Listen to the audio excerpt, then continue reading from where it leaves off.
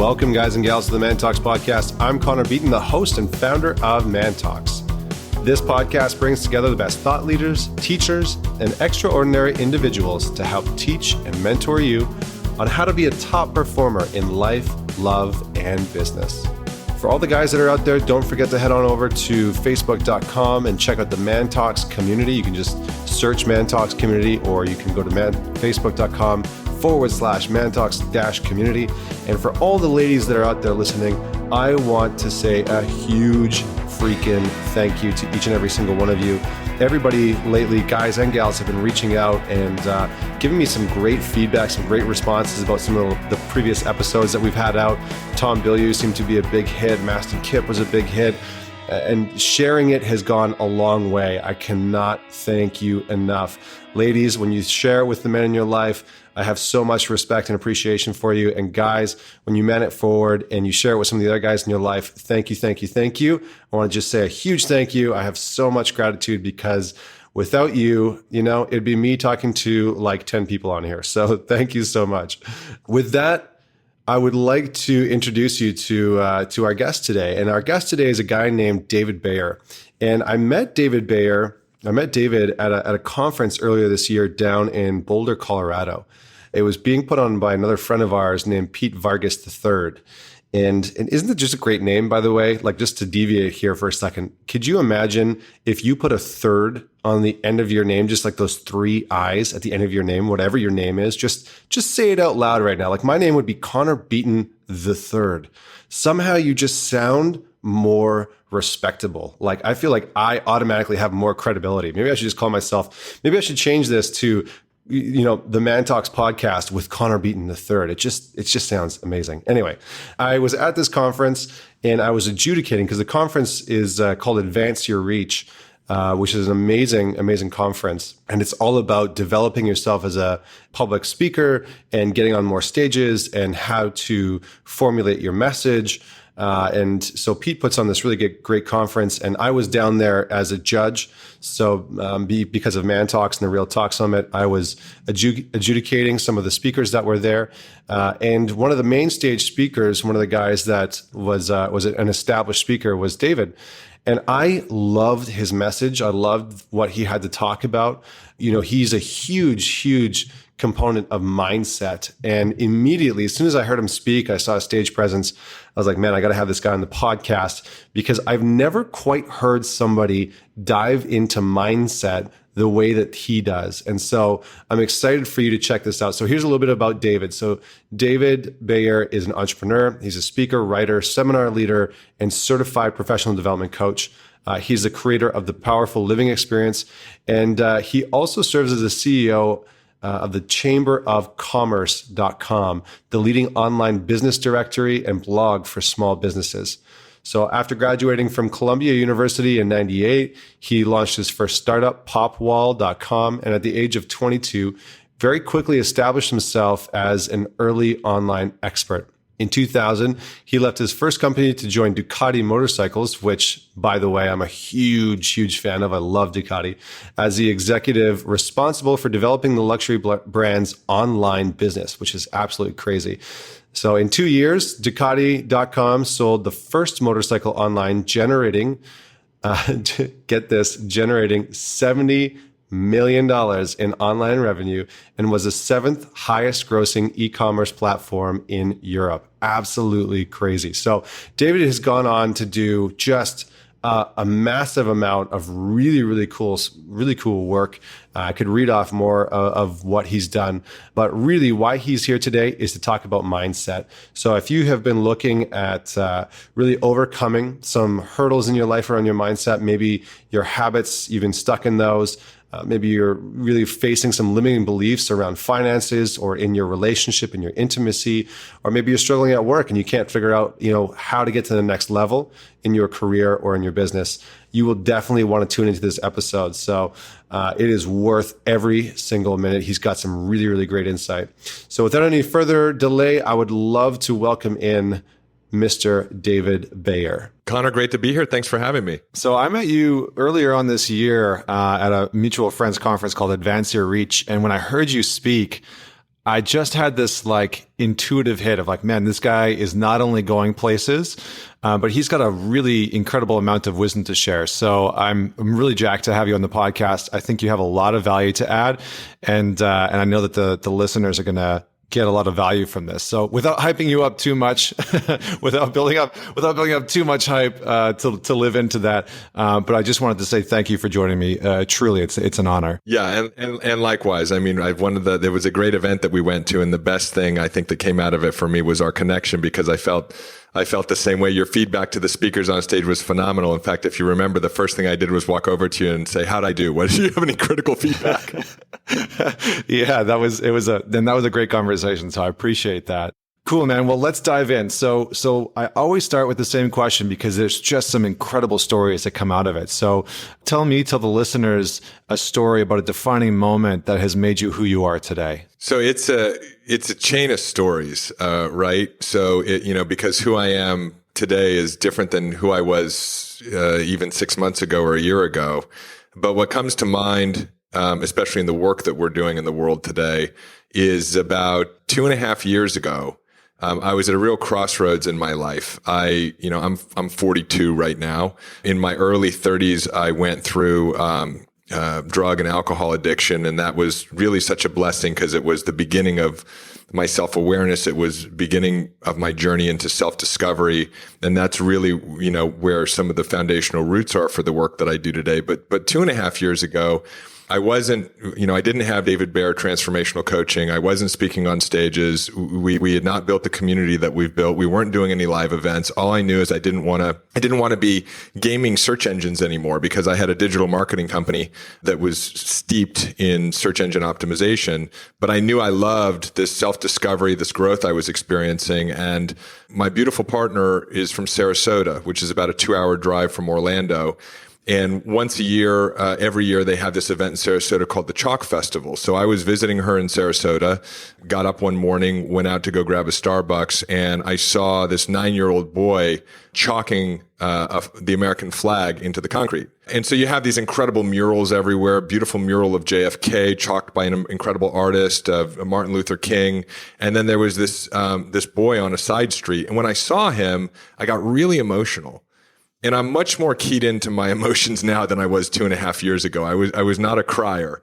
Now I can pretty much tear up at the drop of a hat. But I saw this boy, I started crying, and I got present to the fact that what I realized was he still had his dreams intact.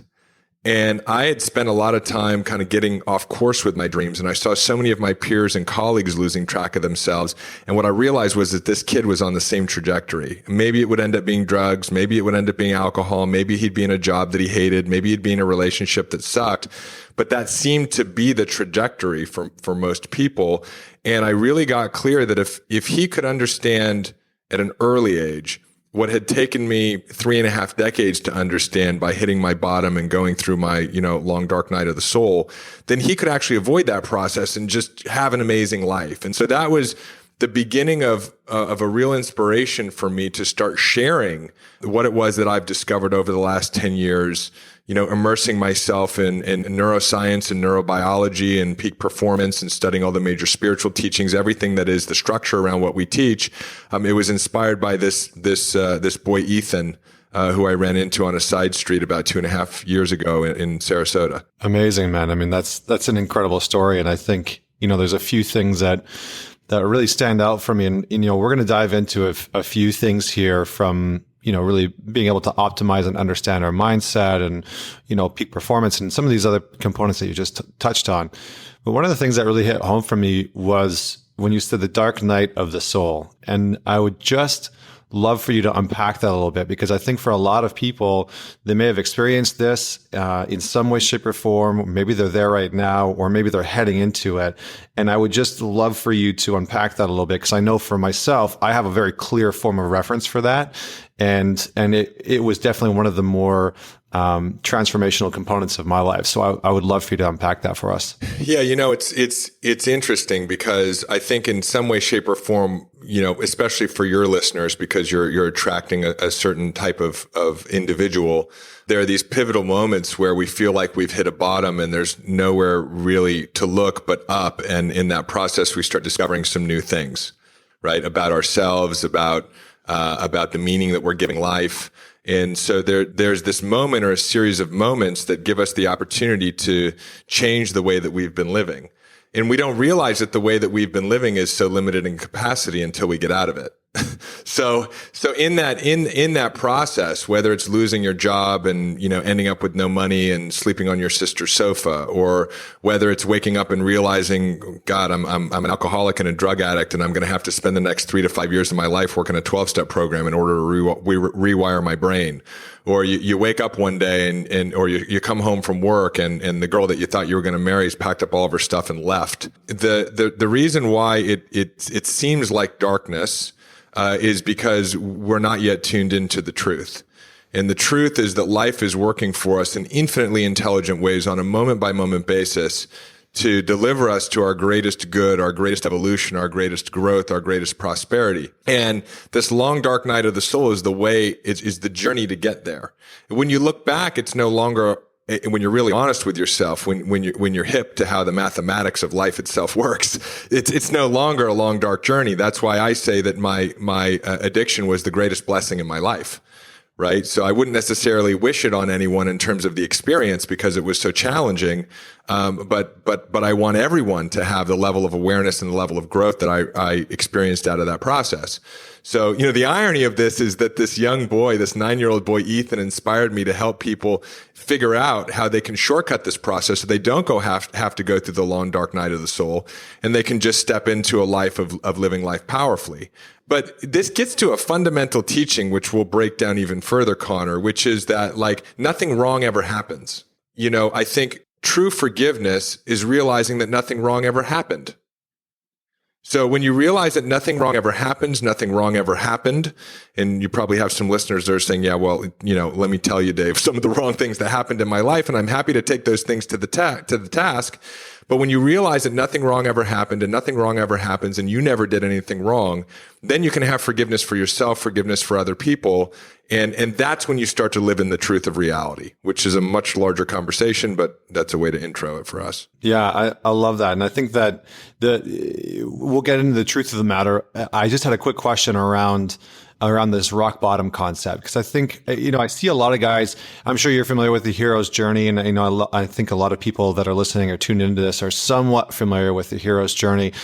But I see a lot of people that sort of see this rock bottom coming, and they know that the path that they're on is the path that's going to lead to some sort of destruction or bottoming out moment. And I know for myself, when I look back and connect the dots backwards, there were very clear points along the way that I saw I was sort of holding the steering wheel that was leading me towards the car crash in my life that ironically led me to living out of the back of my car for a few weeks because, of ego and pride and whatnot. And so what I really wanted to ask you was, do you feel like people can prevent that rock bottom moment, or is there something sort of inherently powerful for it? Do we need to bottom out in order to start to course correct, or can we course correct without bottoming out? Yeah, it's a yes and. So one of the incredible things about life is that moment by moment by moment, it's recalibrating all of your possibilities based on the actions you take.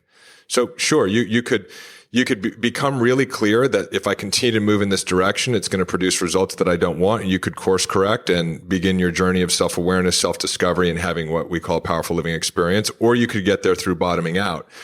The reason why so many people bottom out goes back to neurobiology and cognitive behavioral psychology, which is even though you can see into the future and have some cognitive level of understanding that if I continue to operate this way, I'm going to end up in a place I don't want to be.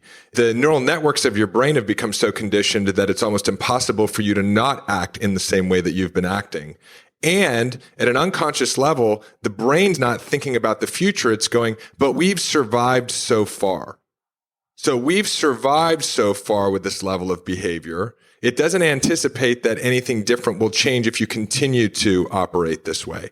So inherent within the human being operating system are controls or mechanisms that lend to us continuing to move in that direction, even though we see that there's a car accident ahead. Yeah, I mean, it's interesting. I had a guy on the podcast named Bo Lotto, and he was a neuroscientist. And a lot of the stuff that he was talking about really, backs up exactly what you're talking about in terms of, he was saying that our brain is basically like programmed and wired in such a way that it's a pattern recognizing machine that recognizes patterns that allows us to find certainty within our life.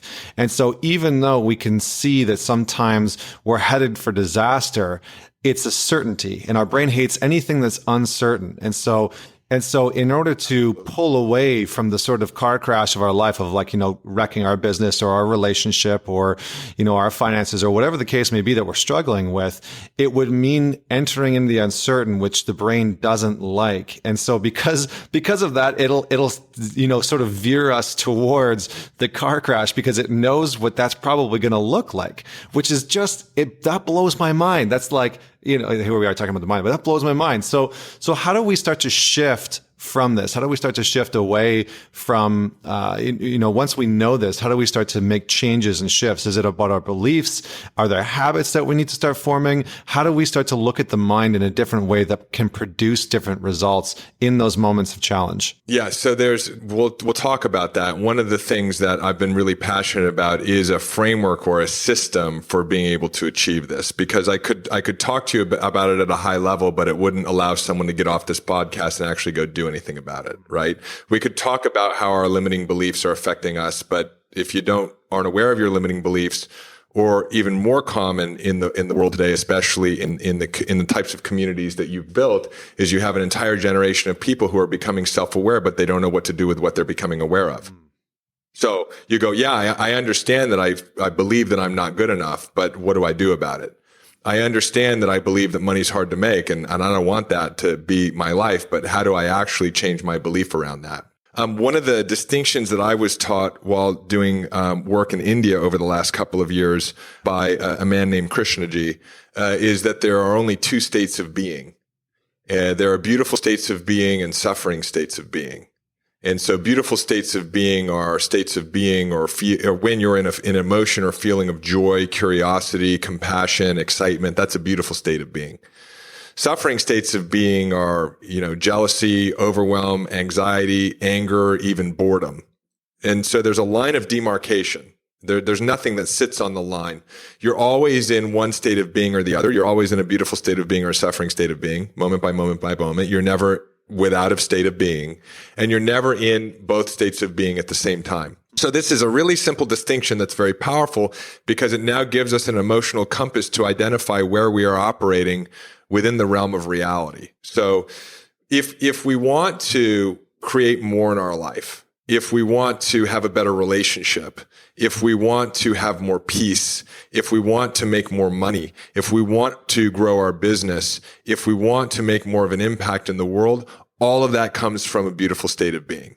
Because in a beautiful state of being, you're connected to creativity, intelligence, inspiration, intuition, vitality, health. Because in a beautiful state of being, you're actually connected to a reservoir of intelligence that both you are and that is greater than you. Right? This idea of a higher power. It sounds like the goal might be, it sounds like the goal is how do we start to shift more towards these beautiful states of being, because it's like, do we avoid the other part of it? Do we have to identify that? And how do we start to tap into this more? Yeah, I appreciate that because there's a logical next question, right? Which is, okay, if everything I want is in a beautiful state of being, but I've noticed that I'm in a suffering state, how do I move into a beautiful state of being, right? So let's go back to, you've got suffering states. So maybe you're stressed. Maybe you're anxious. Maybe you're overwhelmed. Maybe you're worried about making the right or wrong decision. But in a moment you've noticed, now that you have this distinction, you're able to go, I've moved into suffering. Before there was no distinction, right? Now I've moved into suffering and I've now disconnected myself from everything that is going to allow me to create what I want in my life, to be present for the people that I love, to be a leader, et cetera, et cetera. So now we look at suffering. And the question is, what causes suffering? What causes stress? What causes anxiety? What causes jealousy? What causes you to move into a state of being that is connected to not being good enough? or not being as far along as you should be. And so what we've discovered is that there's only one cause of suffering. And the only cause of suffering is your own thinking. So there's no suffering in any experience. And, as I developed the methodology that, we now teach and our coaches and trainers now facilitate into the world, I used nature as a backdrop for identifying what is real and what exists in the universe versus what has man been able to introduce into the system, right? There's no suffering in nature. You don't see squirrels stressed out that they're not going to find a nut. You don't see birds that are worried that they might be flying in the wrong direction. You don't see flowers that are indecisive about what direction they're going to grow in. So we have to, right?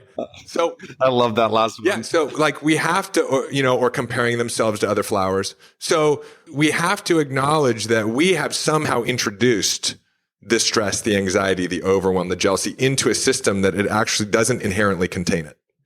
And we do that simply by our own thinking. So the meaning that we give an experience, what we believe about our experience, will either lend to us moving into a suffering state or a beautiful state. So it's not that you can take two people, for example. This is just a simple example, right? Who lose everything. They lose their job, they lose their money, they lose their house. They're living under a bridge, right? And one person says, this is the end of me. I've lost everything. It's never going to work out. I'm never going to achieve what I wanted to achieve in my life. No one will ever love and accept me. They've moved into a suffering state. The other person says, I've got nothing left. There's nowhere else to go but up. This is a great new opportunity to restart. It's going to require a lot of hard work, but I'm up for it. It's going to be a challenge, but I know I can achieve it. They're going to be operating from a beautiful state. So the meaning that we give an experience determines whether we're in a suffering state or a beautiful state. So if you've moved into a suffering state over something, an argument with your girlfriend, a business partner, the fact that you just got served papers for a lawsuit, the fact that your boss just walked in with a pink slip. I don't think we have pink slips anymore, and you lost your job, right? It's not the experience that's causing suffering. It's the meaning that you're giving it. And so that's great because we have the ability to respond, which is a response ability to when we've moved into a suffering state, to realize that if we can change the meaning that we're giving the situation, we can move back into a beautiful state. I like that. And I think that some people, I can imagine myself 6, 7, 8 years ago listening to this and being like, yeah, that sounds great. But I probably would have been a but at that time, but then I have bills to pay and I have all these other things. And so it seems like out of that one thought comes, thousands of other thoughts around that fear. So is it really about mindfulness? Is it about being able to look at all those thoughts objectively and sort of allow ourselves to be the observer of those thoughts and not attach a really negative emotion to them? Because it sounds like what you're talking about is really like a combination between neuroscience and Buddhism or Hinduism. But do we have to look at the thoughts objectively and start to disassociate the labels that we've attached to them? Or what's that sort of next logical step? Yeah. So what we've said so far is that if you want to have more in your life and you want to live powerfully and you want to live in joyful states, then you need to be in a beautiful state of being. And that we move into suffering simply because of the meaning that we give a certain experience. And the next distinction, which again has to be digested and tested, which we found to be true, is that the quality of the thinking that's causing you suffering. So for example, you got bills to pay. You get a notice in the mail from your mortgage company. It's more money than you have in your bank account. All of a sudden you give a meaning to that experience of sitting there at your kitchen table, looking at the bill and comparing it to the amount of money you have in your bank account, right? So you give it a meaning and you have to pay attention to the thinking that's taking place, because the meaning might be something like, I can't pay my bills. All right, well, you can't pay your bills. So what we need to do is we need to generate more revenue. We need to find ways to become more resourceful. I don't have enough money in my bank account right now to pay my mortgage. But that's not where we go with it. Then what happens is I'm going to lose my home. And then all of a sudden what happens is you say, how did I get to this point in my life? Then you say, I should be further along than I am. Then you say, I'm such an idiot. How have I gotten to this point in my life that I'm 33 years old and I can't even pay my mortgage? I never do anything right. Things never work out for me, right? So you get this stack of thinking that's causing the suffering that, again, does not allow you to solve the problem. And what we found is that if you're thinking something, and this is a really important distinction, because once you realize you've moved into suffering and you realize the only cause of it is your own thinking and you start to become self-aware like you talked about, what we found time and time again is that the thinking that is causing suffering is untrue. It's not true. And the reason why you experience a suffering state, stress, anxiety, overwhelm, jealousy, or anger, is because your body's actually designed to move into suffering when you've entangled yourself with thinking that's not in alignment with the truth of reality. So not being able to pay your bills is an experience. But the fact that you can't pay your bills and therefore you're a failure and you're never going to amount to anything and you're going to end up homeless, that's a lie. And so the only cause of suffering is thinking, and more importantly, it's thinking that's not true. So we give people this distinction so that when they decide to do the inner work around this, you're able to go and identify the thinking that's taking place that's causing you your suffering, and you go in with this life preserver around you, knowing it's not true, even though it might seem true at first. I like that. So what becomes possible out of this space? Because it sounds like what you're really providing people with are not only context, but tools in order to sort of handle those anxieties. And not only that, not only what's possible, but I'm curious to know how our beliefs and our limiting beliefs play into some of this. It sounds like a lot of what you're addressing, or a lot of what you are creating as a possibility for people to tackle, are the beliefs that are actually holding them back. Yeah. So a couple of things. What's possible is you become what we call a phenomenon. So if you think about it for a minute, Connor, and you can do your own calculation in your head if you want to share it, you can. But I'm on stages all over the country, and I say, y'all want to grow your business, right? Right. You want to have better relationships, right? Right. You want to make more money, don't you? Absolutely. Okay. How many of you feel like there's not enough time? Every hand in the room goes up.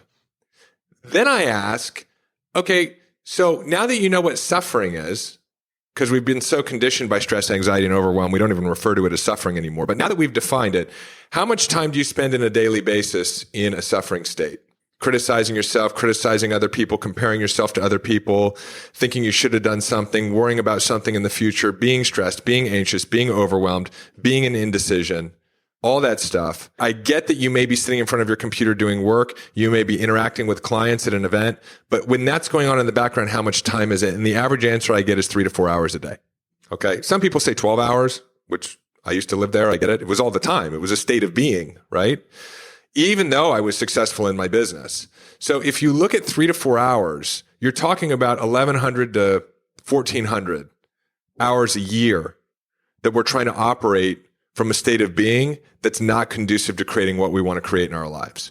So when you learn how to reduce that to 20, 30, 40, 50 hours a year, there's so much more available to you that people look from the outside in going, how did you create all that?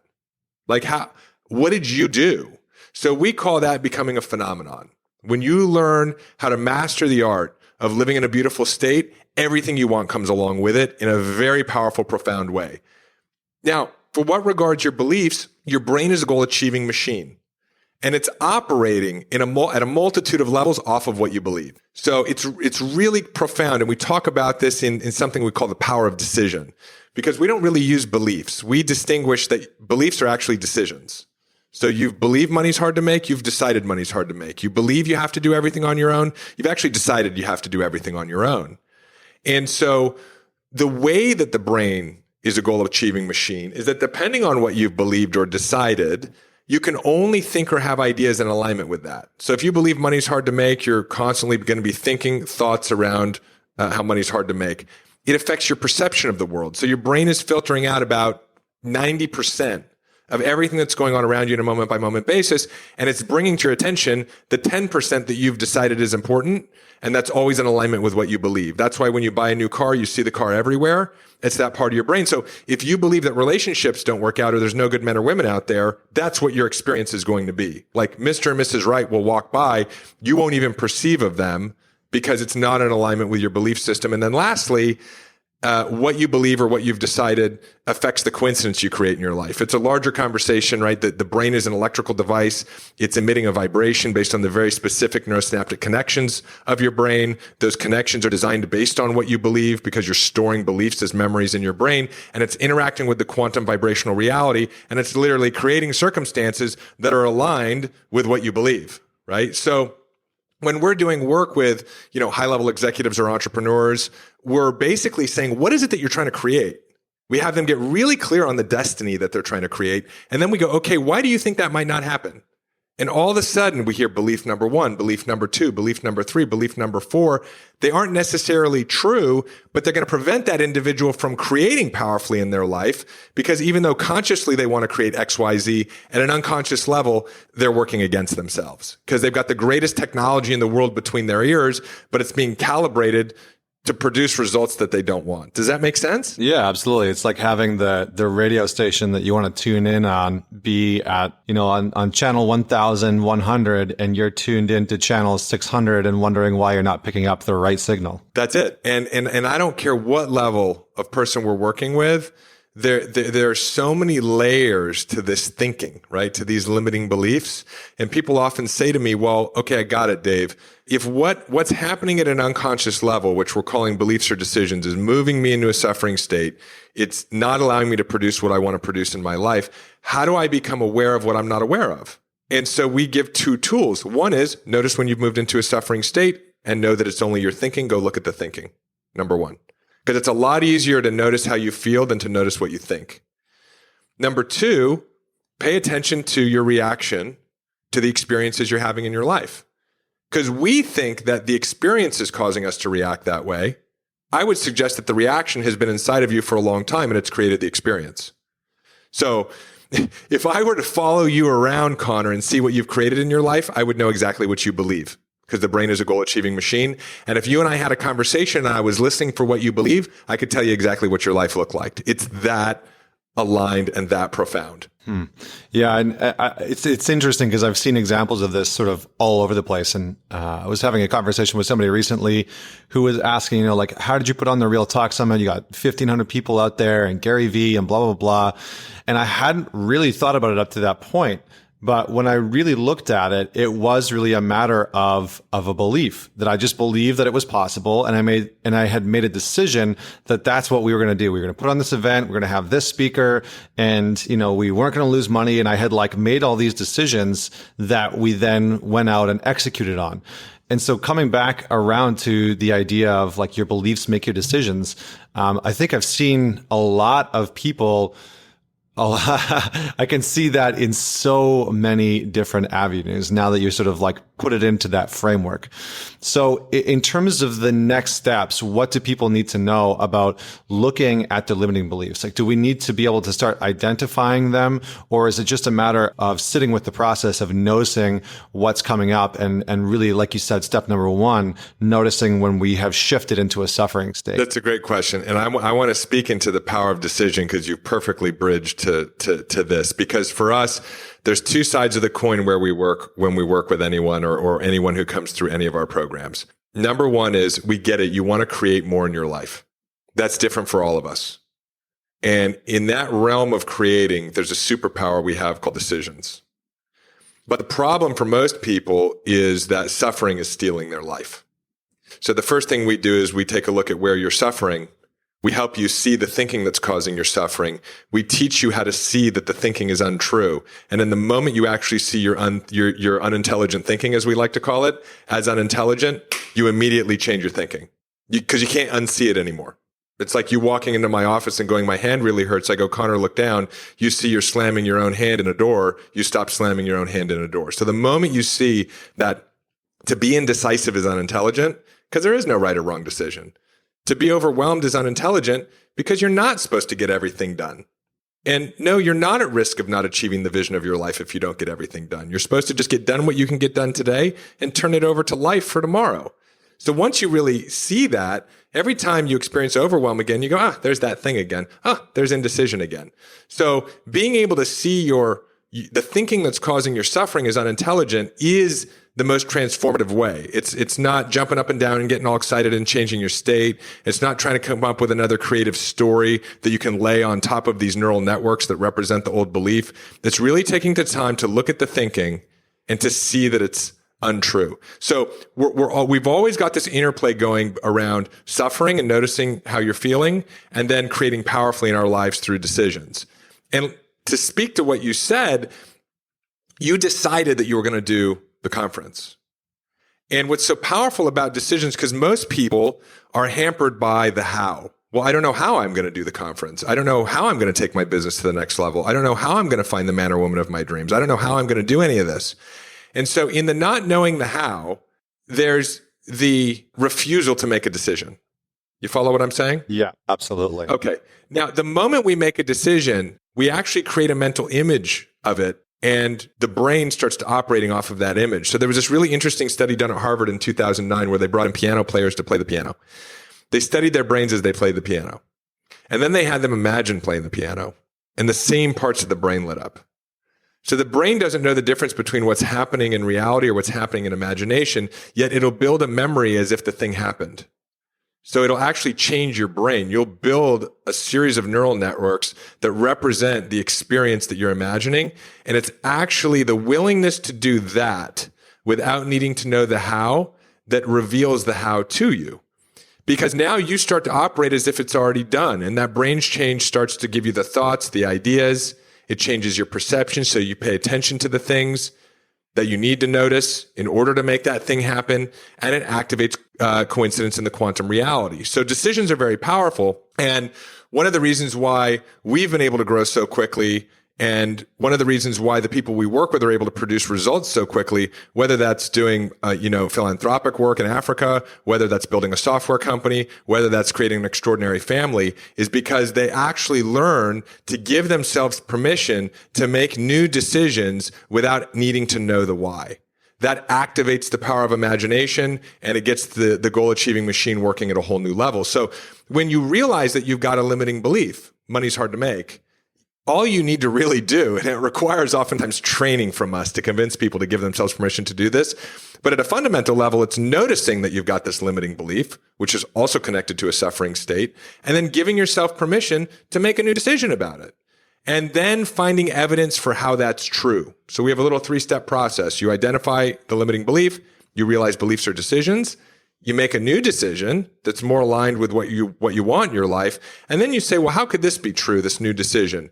And you start to activate dormant neural networks that have been kind of inactive that actually support the new decisions. It's kind of like building stilts under a table. And by doing that, you rebuild. It's called neurosculpting. You start to build into your brain empowering beliefs or decisions, and you start to prune off the old ones. So it's all brain work here. Yeah, no, I like it. And I think that, you've touched on a really, really important piece, which is in and around the how. And I've found especially, I'm not too sure if this is the same for most women, but I found especially for guys, like we want to know exactly how it's all going to work out. We want to analyze, we want to put it into spreadsheets and map it out and charts and diagrams and all that kind of crap. And so we get really stuck in trying to figure out how it's all going to happen. And so I think that that's a really important piece. The next piece that I wanted to ask about is really around how we perceive problems, because I think that, what you're talking about really are problems and challenges and our perceptions of problems and challenges. So how do you work with people who, they start to look at these scenarios and they might say, okay, maybe I can let go of the how, but I still perceive these things to be problems. What then? Yeah, it's a couple of things. One is whether or not someone is willing to, and listen, we have multiple 3 and 4 day events designed specifically to get people to believe what we already know to be true. Okay. So to be willing to believe that there are no problems. And if we're willing to entertain the idea, at least incorporate it into our lens of the world, that there are no problems, that life is working for you in infinitely intelligent ways on a moment by moment basis to help you create the vision you have for your life, then when we experience something that's a problem, we can at least move back into intelligent inquiry and say, if this weren't a problem, how could this be serving me, right? What can I be learning from this?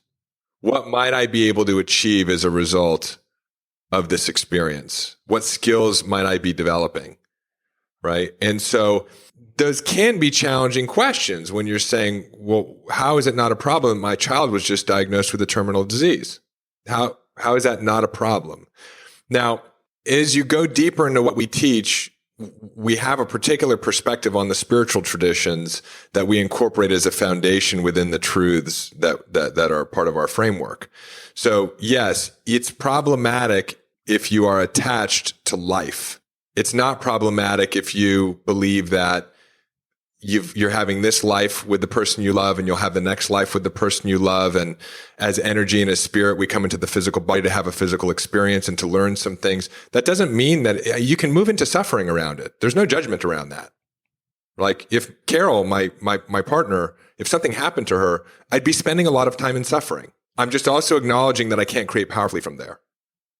And that the meaning that I'm giving the loss of Carol, that I'll never see her again, that life shouldn't have taken her as early as it did, that I should have done things differently in our relationship. If that thinking is causing me suffering, it's not true. I did exactly what I needed to do in the relationship. I will see her again. Life took her in exactly the right time. And so when, again, we consistently see, I worked with a woman from stage once who said, I moved into suffering around the loss of my mom. You're telling me that I shouldn't grieve for my mom. I said, no, you should grieve for your mom, but let's get real present to what's causing you your pain. So she got present to it. I said, when you move into suffering around the loss of your mom is no longer here. That's an experience. But what is the thinking around mom no longer being here? And what this woman said was, I should have been there with her when she died. That's what's been causing me my greatest pain. And I said, then we know it's not true. You weren't supposed to be with her when she died, when she passed. And we know that you shouldn't have been with her when she passed because that's not what happened. Right? So the pain that's causing this woman is her believing that she should have done something differently in the passing of her mom. That's the only cause of her pain. And we worked with her to help her see that that simply wasn't true, that the way her mom passed was, perfect in terms of its design. And we helped her see that as long as she's continuing to spend these moments thinking that she should have been somewhere that she wasn't, she's not honoring her mom. I mean, the whole reason why she wanted to be there when her mom passed is because she believed that that was the best way to honor her mom. Meanwhile, she's not honoring her mom because instead of thinking about all the fond moments she had with her mom and appreciating her mom, she's thinking about how she should have been somewhere that she wasn't. So again, that's how we sort of start to untangle this whole concept of like unintelligent thinking. Yeah, I mean, it's really interesting because I think the brain can sort of ruminate on a lot of those painful moments and ruminate on the should-haves and could-haves and all of those different components, the what-ifs. So how do we start to? There's two things that I really wanted to touch on that I've seen you talk about that I think are really powerful in this space, which is how do we start to find clarity in this space through enrolling our sort of mental cognition. And then the last piece that I want to really touch on that I think is extraordinarily powerful for a lot of people is how do we deal with fear? Because it seems like everything that we've talked about so far up into this point, up into this moment has fear really at the core of everything that we're talking about. So let's focus in on enrolling the brain first and foremost, enrolling our mind and sort of like how we go about that space of finding clarity. And then let's just sort of finish off with addressing the fear question. Yeah. So, part of this, Connor, and you and I have spoken about this before, is that, my opinion of personal development is we've had a lot of great trainers who have paved the way for what I consider to be like mindset 2.0, real transformation. Yeah. Now we have an opportunity and we've designed a step-by-step process to identify when you've moved out of your personal power, when you are entangled with a limiting belief, when you've moved into suffering, and how to get back into your personal power, how to make empowering decisions, and how to live in a beautiful state. Right. So we've got two sides of this coin. There's now a step-by-step process, and it's steeped in actual brain change, which allows you to show up in your life as a phenomenon and create incredible things and to live a joyful life where there are no problems and where life is always working for you. Like, it's amazing. Right. So, but to get clarity around that, like to actually be able to, if I'm hearing your question right, like actually live that way, it requires a couple of things. It requires one, the understanding. Right? I mean, if I was going to drop you in a helicopter and say, all right, well, do you have clarity now on how to fly? You'd say, no, I don't know what to do. So part of it is the training and the understanding of how the human being operating system works and the laws, the mathematical and mechanical laws that are at work around us that connect us as spirit having an individual experience with infinite intelligence everywhere. right? Like this is the conversation that connects human being with spiritual tradition, with the quantum mechanical model, with neurobiology. And so this is a new conversation for 99.9% of people. So number one is you got to understand the conversation. Then number two is it's not just understanding what we're talking about. It's actually living in practice of it. To me, that's what spirituality is. It's a living practice of noticing when you've moved into a suffering state and doing the work to move back into a beautiful state of being. That's my spiritual practice. It's the most important thing to me in my life is that practice every day, every moment. Sometimes I forget, and I feel so grateful and blessed that I have the tools. So we give the tools to other people, and then we've created a community where you can live in the practice of this. That's the way you make it. That's the way you change. And anyone who's created transformation in their life, because you've transformed, I've transformed, if we look back over our lives, what we'll actually see is that personal transformation that we've undergone was just a wonky version of what I'm talking about. and it was wonky because no one gave us a manual. And now we have a manual for how to become everything that you know you're capable of becoming in the world, and how to live a joyful life, and how to go out and bring your vision into the world. It's this process. So that's number one, right? And we're thrilled to do it because, I mean, God, what an incredible blessing to be able to bring this work into the world and to no longer have to live in the cliche. Because like I said, we're in this really interesting transition where teachers before have helped us become self-aware. The emerging teachers in the personal evolution space are helping people understand what to do with what they're becoming aware of. How do you really change the patterns of thinking? How do you really change your behavior? How do you really change what you're creating in your life? So that was question one around the clarity. Question two was, I'm trying to remember. Question two was in and around fear, because it seems to be a huge component.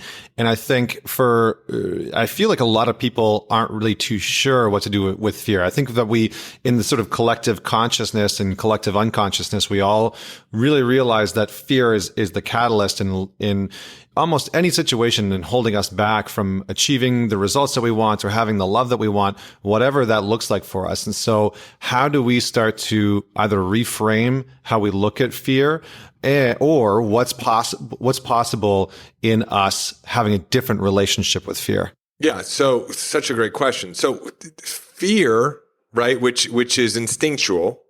It comes from the older parts of our neurobiology, served a purpose a long time ago, right? Because there was any moment in time you'd walk out of your cave and you could be eaten by a saber-toothed tiger. We're responding that way now to an environment that is no longer what it was. And it is a reaction that denies and again, I'll use these words purposefully, the mathematical and mechanical understanding of how life itself works. Because there's a divine mathematics and intelligence that is taking place within us and all around us. And once you have that higher level of understanding, the knowledge of what we're talking about in terms of the nature of how life works, the nature of who we are as powerful creators, the nature of intelligence itself and how it's expressing itself through us and around us and through everyone. Once you understand that, it's the first step in being able to live fearlessly, because fear is the denial of those mechanics. Fear is what I like to call forgetting everything about reality, right? So that's what fear is. And it requires a willingness to adopt some beliefs around the fact, and I sound like a broken record at this point, that nothing wrong ever happens. Nothing wrong has ever happened. You've never done anything wrong. No one's ever done anything wrong to you. And on a moment by moment basis, life is working for you. So as a powerful creator, in any moment in time, you're able to completely transform the trajectory of your life by making new decisions. You have the world's greatest technology sitting between your ears. It's a goal-achieving machine. You're a powerful creator. If you don't understand all of that, then fear shows up.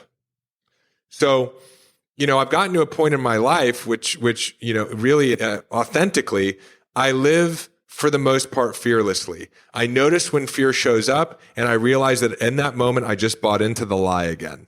And so when I live in the truth that like everything that's happening on a moment by moment basis is for everyone's greatest evolution and growth. So someone asked me, I live in Orlando. They asked me about the Orlando shooting, which is really relevant to what happened with the Las Vegas shooting. And so someone asked me on one of my live streams, well, how is that life working for us? And I said, well, it's a quote unquote tragedy, but from my perspective, when I looked at what happened, it brought people together in Orlando like I had never seen in my entire life. It allowed compassion for gays and an understanding that wasn't understood before of the silent oppression of gays and the expressive oppression of gays to be seen by a lot of people who are now in support of, homosexuals, right?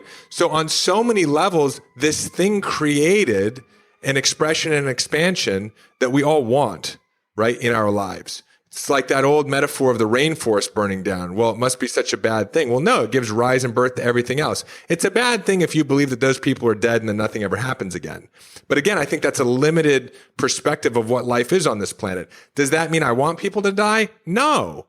But does that mean that I'm going to go back on my belief that there's not an intelligence greater than us at work here? And even though I can't perceive of it, moment by moment by moment, the truth is that life is always working in its greatest good and capacity for all of us. I'm not going to go back on that belief. I would rather say I don't understand things as well as the infinite intelligence that's at work here. That's the belief that I've adopted, and that's why I'm able to live life fearlessly.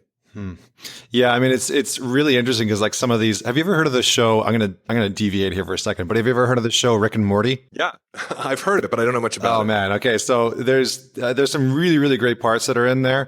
It's really talking a lot about some of the core components of what you're talking about. Except it's kind of got like a darker undertone. But there's this moment where Morty's talking to his sister, and he basically says something along the lines of, nobody belongs anywhere. You're not here to do anything. So why don't you just choose what you want to do? And it really was this sort of, it's a little bit nihilist in a way, but it really is this moment of, there really is a choice, a decision that we get to make about whether or not life is inherently out for our greatest good, or if it's not. And we can choose to live that way. It's just a pretty shitty experience, a pretty shitty existence that I think a lot of us have already been very familiar with. And so, what I hear as a possibility out of what you're talking about is really the opportunity to decide what we want to do and where we want to go and what we want our life to look like in so many different ways, and to choose our own experience out of that self-awareness. Yeah. And, it's the conversation of the greatest thinkers in the history of the world, right? I mean, that's the quote by Einstein where he says the most important decision, and he chooses his words wisely. The most important decision you make is whether you live in a hostile or a friendly universe. Why? Because that's going to dictate how you think on a moment by moment basis, because he understood that you've got this goal achieving machine, this extraordinary creative technology sitting between your ears, and it operates off of what you've decided. It's going to affect the way that you view the world, and it's going to affect what you powerfully create in what we're calling the quantum reality. And that's what's so amazing. Like, there's this blank canvas in front of all of us. Sometimes I wake up, I don't even really have it as a regular practice, but it was actually right before I met you, and right before I met a few other really extraordinary people at the same time that I met you. I realized that I get to make decisions whenever I want. And the moment I make a decision without worrying about the how, I'll create an image of it. And then I've got the most extraordinary technology in the world helping at conscious and unconscious levels to bring it into reality, because that's what the brain does. Like, literally, I made the decision that I was going to date a beautiful Colombian woman a week before I met Carol, who's my partner. And there were so many unconscious things that had to happen in order to put me in the same place as where I met her. And so I made this decision right before I met you that I'm going to meet even more. I'm going to develop even more incredible relationships with even more extraordinary people doing even more amazing things in the world. There's a blank canvas in front of us. So, even for you, Connor, it's like, what decisions aren't you making that you could be making that would allow your life to be even richer, even fuller, even more impactful? Because guess what? There's nothing limiting you from making them. And there's no like genie that says you only get 3 wishes. I love it. I love that. Well, listen, David, like I feel like we could jam on this literally for hours, because this is the kind of stuff that I love.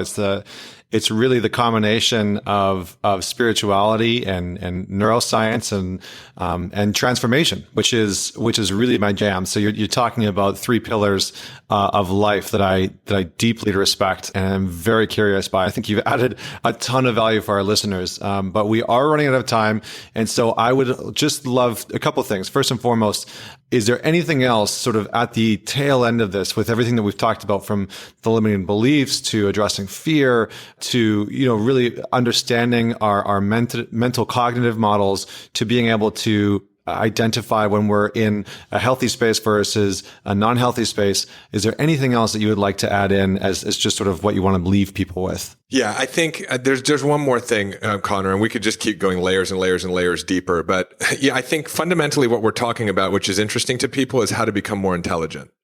And when you realize that intelligence doesn't really come from you, intelligence flows through you.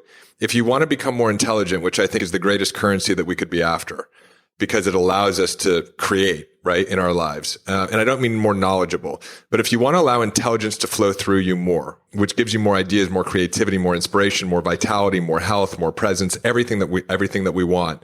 The key is to actually eliminate all of the space that's being consumed by unintelligent thinking in your mind.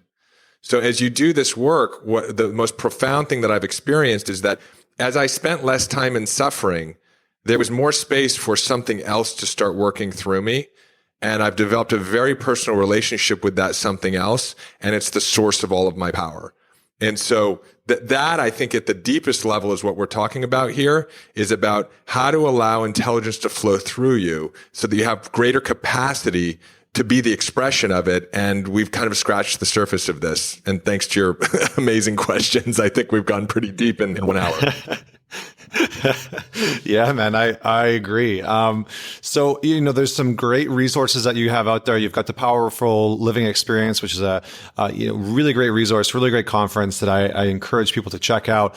They can go to davidbaer.com. And a huge component of why I wanted to have you on is in and around the mind hack method, which is some of the stuff that I think that we've really connected on here. So, where can people find you? What should they go and check out if they want a little bit more info or some really great lessons that you teach? Yeah. So I've got a really quick read ebook that everyone should just rip through, probably in 30 or 40 minutes, and a great series of videos that take this conversation a little bit deeper. Anybody who's interested can go to mindhackprogram.com/Mantalks.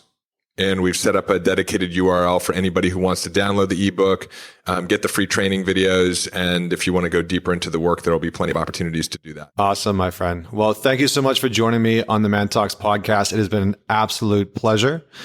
And for everybody else out there, don't forget to go on over to iTunes, head on over to iTunes, leave us a review. It goes a long way, and subscribe so you do not miss an episode. And for everybody else, head on over to mantalks.com. Check out the latest blog posts. We've got some great authors writing for us nowadays. Check out the latest podcasts and some of the live videos that we have going out from our latest events around North America. So until next week, this is Connor Beaton signing off. Join me for another inspiring conversation with another inspiring individual.